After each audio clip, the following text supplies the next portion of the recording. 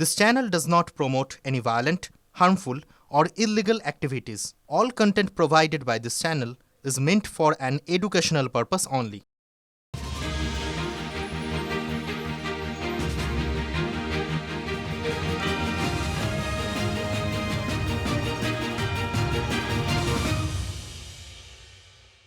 শুরু করছি ঠোঁটকাটা স্পেশাল। 16 বছর আগে জমি রক্ষা আন্দোলনের মাধ্যমে মমতা বন্দ্যোপাধ্যায়ের ক্ষমতার উত্থান ঘটেছিল, তার সিংহাসনে বসার পথ প্রশস্ত হয়েছিল। 26-এর ভোটের আগে সেই সিঙ্গুর ফের বঙ্গ রাজনীতির অন্যতম হটস্পট। 18ই জানুয়ারি প্রধানমন্ত্রী নরেন্দ্র মোদী সিঙ্গুরে সভা করে গিয়েছেন। ঠিক তার 10 দিন পর সেই সিঙ্গুরে পা রেখে মুখ্যমন্ত্রী মমতা বন্দ্যোপাধ্যায় শিল্প এবং কর্মসংস্থানের বার্তা দিলেন, তবে কৃষিকে ভুলে নয়।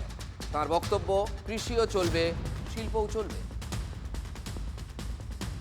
কর্মসংস্থানের লক্ষ্যে এখানে 8 একর জমির ওপর 9 কোটি 20 লক্ষ টাকা খরচ করে সিঙ্গুর অ্যাগ্রো ইন্ডাস্ট্রিয়াল পার্ক গড়ে তোলা হয়েছে।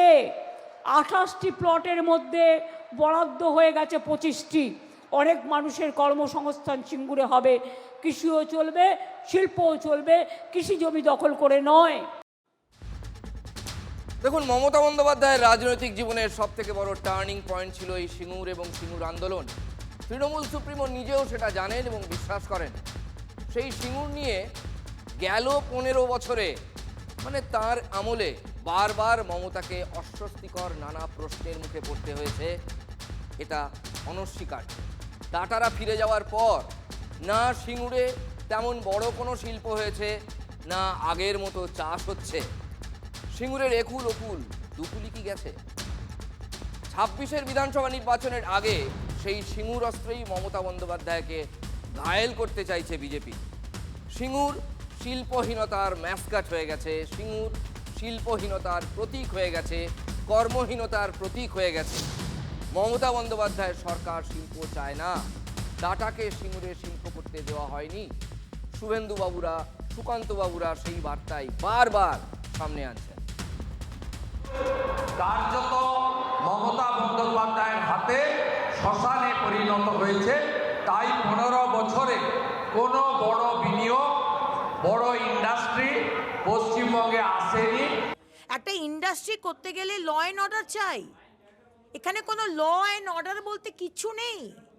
এখানে আপনার দলের চারদিক থেকে বিভিন্ন লোকরা গিয়ে ইন্ডাস্ট্রিয়ালিস্টের কাছ থেকে টাকা তুলবে।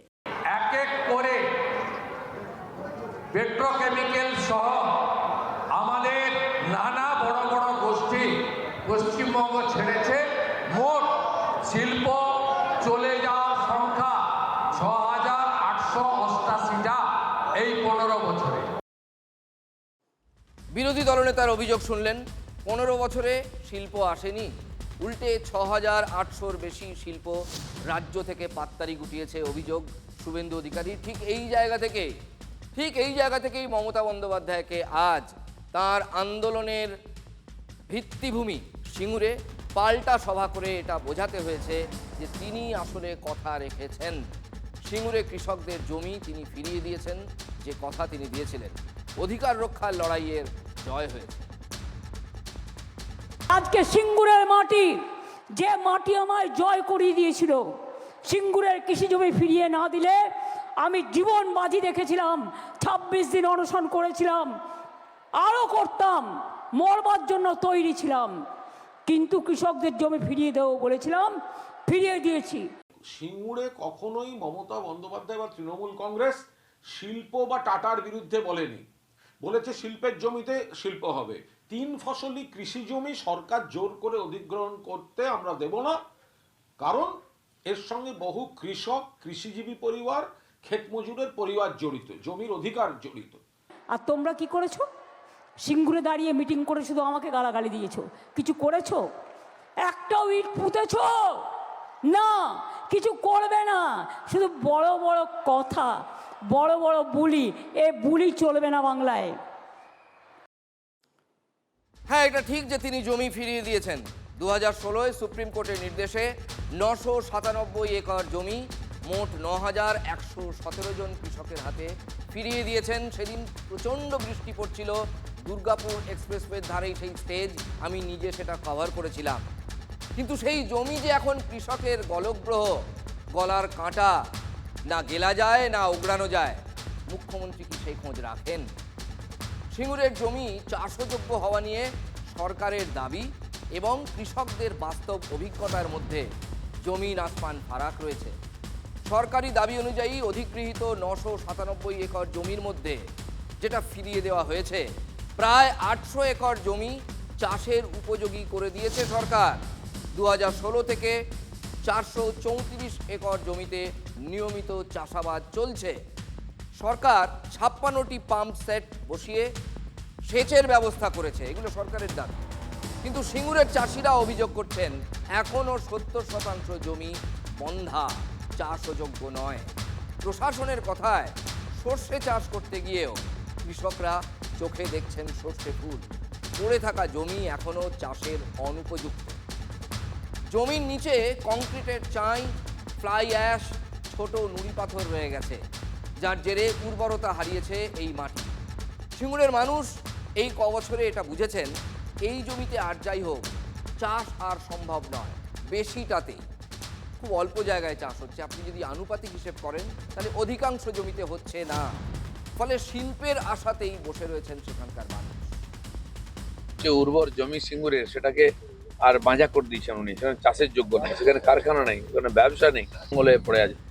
উনি কখনো গিয়ে সরষার বীজ ছড়িয়েছেন, কখনো গিয়ে জেসিপি মেশিন দিয়ে জলাশয় তৈরি করে মাছ চাষের কথা বলেছেন, কিন্তু কোনোটাই সফল হয়নি। ক্ষতিকার হয়েছে পশ্চিমবঙ্গ এবং হুগলির মানুষের, এবং যারা ব্যবসা করতে যাবেন ভেবেছিলেন, পয়সা ওখানে লাগিয়েছিলেন, তারাও ক্ষতিগ্রস্ত হয়েছে। আর টাটাকে তাড়িয়ে দিয়ে যে রেপুটেশন পশ্চিমবঙ্গের হয়েছে, তারপর থেকে এই 15 বছর কোনো ইন্ডাস্ট্রি আসেনি। এটা কৃষি নীতি, শিল্পনীতি এবং জমি নীতির বিষয়। তো এখানে কেউ টাটা তো এখনো বাংলায় বিপুল পরিমাণ কাজ করছে, কোনো সমস্যা নেই। তো শুভেন্দু অধিকারীরা ভুল বুঝিয়ে এসব করছে না। শুভেন্দু অধিকারী তো সেই সময় তৃণমূল কংগ্রেসে ছিলেন, এত যদি ওনার আপত্তি থাকে তখন বলেননি কেন? বিরোধীরা বলছে সিঙ্গুর থেকে নিজের রাজনৈতিক জমি শক্ত করেছেন মমতা বন্দ্যোপাধ্যায়। এই 15 বছরে জমি ফিরিয়ে দেওয়া ছাড়া সিঙ্গুরের কৃষককে তিনি আর কি দিতে পেরেছেন? বিগত 15 বছরে একাধিকবার সিঙ্গুরে গিয়েছেন, কখনো কৃষকদের সঙ্গে হাতে হাতে সর্ষে বীজ বুনেছেন। 11 ক্ষমতায় এসে সিঙ্গুর উৎসব করেছেন, চেক বিলি করেছেন, একাধিক প্রশাসনিক সভা করেছেন। কিন্তু শেষ 4 বছরে একটি বারের জন্য সিঙ্গুরে যাননি মুখ্যমন্ত্রী, মানে আজকের আগে। কেন? তাহলে নরেন্দ্র মোদীর 18 তারিখের সভায় কি আজ মমতা বন্দ্যোপাধ্যায়কে সিঙ্গুর যেতে অন্তত এই সময় এক প্রকার বাধ্য করল?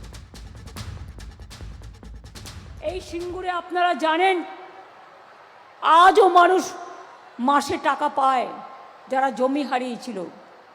সম্পূর্ণ খাদ্যসাথী পায়, স্বাস্থ্যসাথী পায়, উন্নয়ন পায়, ট্রমা কেয়ার সেন্টার থেকে শুরু করে কৃষি বাজার, লক্ষ্মীর ভাণ্ডার, সব কিছুই আছে। প্রধানমন্ত্রীর এই সফল সভাকে দেখার পরে এরা চিন্তিত হয়ে তৎক্ষণাৎ 1 সপ্তাহের মধ্যে মুখ্যমন্ত্রীকে ওখানে ছুটে যেতে হয়েছে। ওখানে মমতা বন্দ্যোপাধ্যায়ের লড়াইয়ের মডেল সিঙ্গুর বলেই নরেন্দ্র মোদী ওখানে সার্কাসের তাঁবু ফেলেছিলেন। সিঙ্গুর আমার ফেভারিট জায়গা। আমার আন্দোলনের একটা বড় অংশ জুড়ে, মানে 2006 থেকে 8 সিঙ্গুরের মাটিতে আমি অনেক দিন কাটিয়েছি। রাস্তায় পড়ে থেকেছি, কেউ বাড়ি থেকে মুড়ি নিয়ে এসছে, কেউ চিড়ে নিয়ে এসছে, কেউ নারকেল নাড়ু নিয়ে এসছে, কেউ বা সবজি নিয়ে এসছে, যারা ওখানে ধর্ণা দিত তাদের জন্য। বিজেপির এই অসার কথাবার্তার কোথাও কোনো মূল্য নেই। জনসভাটা দেখেছেন? জনসমুদ্র সিঙ্গুর। সিঙ্গুরের কৃষকদের রুটি রুজির কি ব্যবস্থা হলো? মমতার ঝোলায় আজ সিঙ্গুরের জন্য তেমন কোনো বড় চমক ছিল কি? না, ছিল না। সিঙ্গুরে 11 একর জমিতে 500 কোটি টাকার একটি ওয়্যারহাউস, এবং লজিস্টিক প্রকল্প অনুমোদন করেছে পশ্চিমবঙ্গ শিল্পোন্নয়ন নিগম। তার মাধ্যমে 8 একর জমিতে অ্যাগ্রো ইন্ডাস্ট্রিয়াল পার্ক গড়ে তোলার ঘোষণা এটা আগেই হয়েছে। সিঙ্গুরের মানুষ কি মমতা বন্দ্যোপাধ্যায়ের কথায় আজ অন্তত আশ্বস্ত হতে পারলেন? তৃণমূল বলছে নরেন্দ্র মোদী সিঙ্গুরবাসীকে নিরাশ করেছেন, এটা তৃণমূল বলছে 18 তারিখের সভায়। কিন্তু মুখ্যমন্ত্রী কি সিঙ্গুরবাসী সেই নৈরাশ্যে প্রলেপ দিতে পারলেন? হ্যাঁ, ভোট এলেই সিঙ্গুরের রাজনীতি শুরু হয়ে যাবে। সেই শিল্প শিল্প শিল্প টাটা টাটা টাটা নিয়ে শুরু, ভোট এলেই শুধু দেখবেন এটাই শুরু হয়ে যাবে। সিঙ্গুরের চরিত্র হয়ে গেছে এখন। এত মিটিং করে পয়সা নষ্ট করে দিতে ক্ষতি করে লাভ নেই। আমার কাছে বক্তব্য কাজ করে দেখাতে হবে, তবে তো জনগণ বলবে না আমার দিদি ঠিক আছে। এখন ভোট এসে গেছে, সবাই আসবে। 18 তারিখ এলেন প্রধানমন্ত্রী, আর তার ঠিক 10 দিনের মাথায় এলেন রাজ্যের মুখ্যমন্ত্রী। সিঙ্গুরবাসী চাইছেন যে এই টাটা কারখানার মাঠে, অর্থাৎ যে টাটা কারখানার জমির মাঠ নিয়ে এত বিতর্ক, সেই বিতর্কের অবসান হোক আর বন্ধ হোক সিঙ্গুরকে নিয়ে রাজনীতি। এ একরকম কথা বলে যাচ্ছে, ও একরকম কথা বলে যাচ্ছে। সিঙ্গুরে একটা শিল্পের কোনো বার্তা হয়তো প্রধানমন্ত্রী দেবেন, তিনি কিন্তু টু শব্দ কিছু করেননি। ওইটাই এখন পরিস্থিতি, দেখে দেখে তো অভ্যস্ত হয়ে যাচ্ছি। আবার বলছি কিনা একদিকে কৃষি হবে একদিকে শিল্প হবে, হোক না, যদি করে দেখাতে পারে ভালো। তো আশা তো 15 বছর ধরে করছি, আরও আমাদের দিদিও তো আশা করছে এখানে শিল্প করবো ওখানে শিল্প করবো বলছে, আমরা তো দেখতে পাচ্ছি না যে শিল্প হচ্ছে। আর যা পরিস্থিতি, শিল্প হবার মতো পরিস্থিতি, মানুষের মন তো ভেঙে গেছে, চাষবাসেরও পরিস্থিতি নেই, আর শিল্প তো আসবেই না। সরকারকে সহযোগিতাও করতে চাইছি যে এই জায়গায় জমি চাষযোগ্য হয়নি, এটা এভাবে করলে চাষযোগ্য হবে। আমরা কারণ এই মাটির গন্ধ আমরা জানি, মাটির চরিত্র আমরা জানি, এটাই তো আমাদের দাবি। আমরা ভবিষ্যৎ প্রজন্মের কথা ভেবেই কিন্তু এই জমিটাকে, বন্ধা জমিটার একটা সদ্ব্যবহার চাইছি। আমরা দিদির পাশে ছিলাম, মানে বিগত দিনে ছিলাম, বর্তমানে আছি, আগামী দিনও থাকবো, এটা আপনাকে বলে দাবি একটাই 600 একর জমিতে শিল্প করুক, 400 একর যে 3 ফসলি চাষের জমি আছে ওগুলো ফেরত দিয়ে করুক।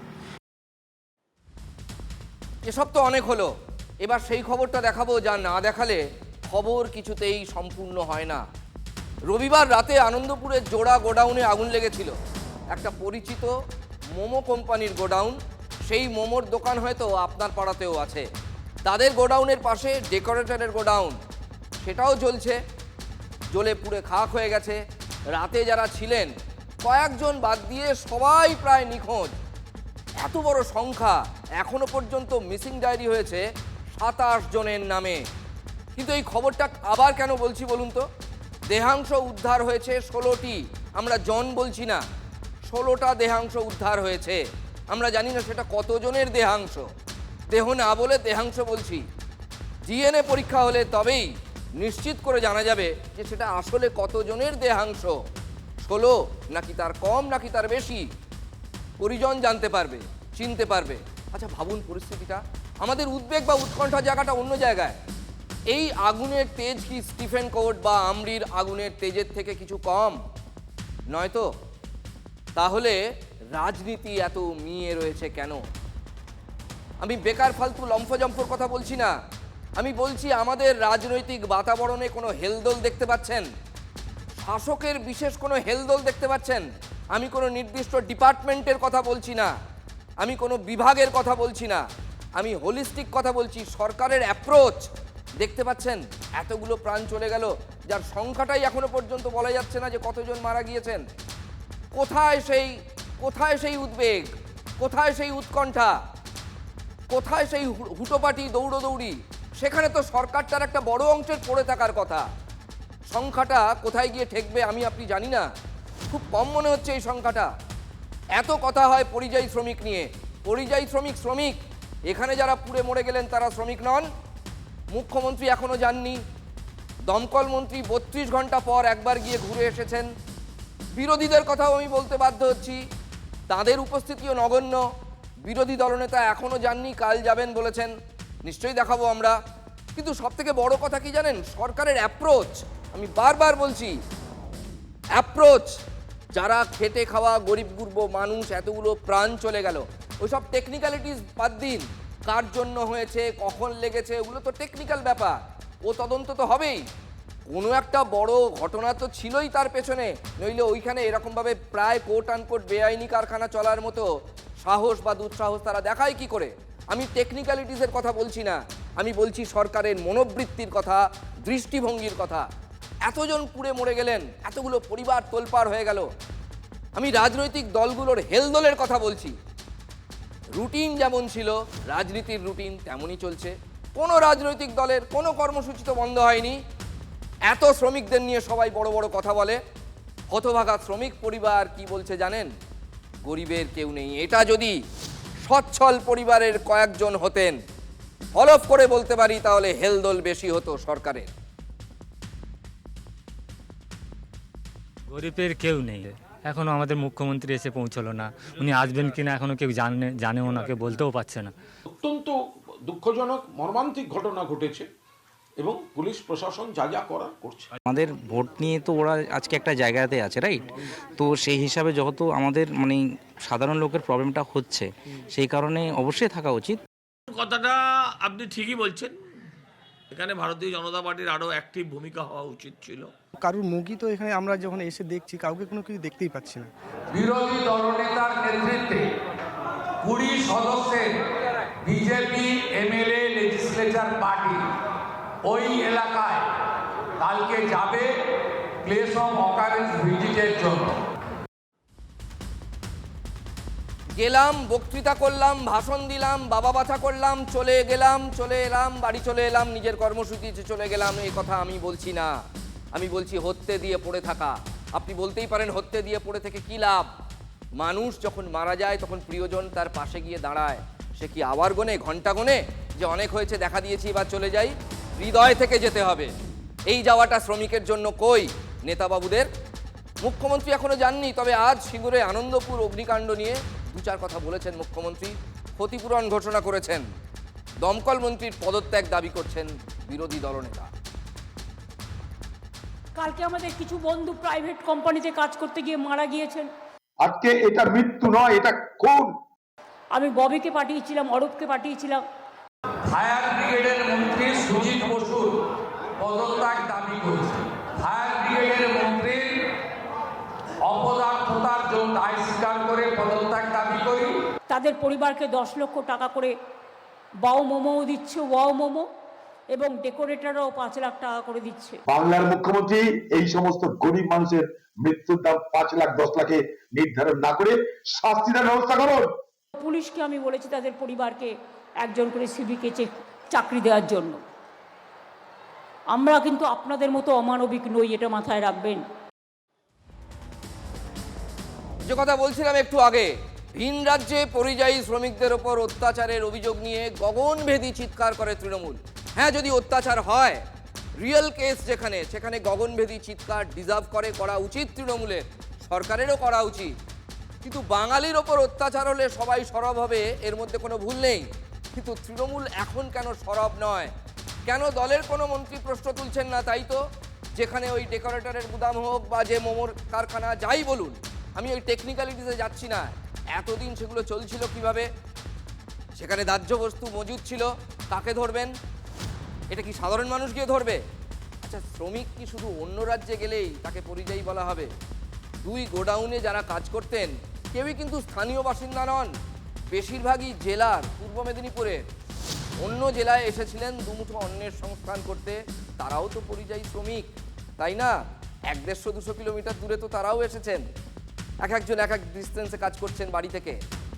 তাদের পরিজনকে কেন বলতে হচ্ছে যে গরিবের কেউ নেই? আমি আবার বলছি, সরকারের অ্যাপ্রোচ এবং বিরোধী দলেরও শুধু হাজিরা দিয়ে চুপ থাকলে হবে না, হত্যে দিয়ে পড়ে থাকতে হবে, তবে তারা বুঝবেন যে আপনারা পাশে আছেন, নচেত নয়।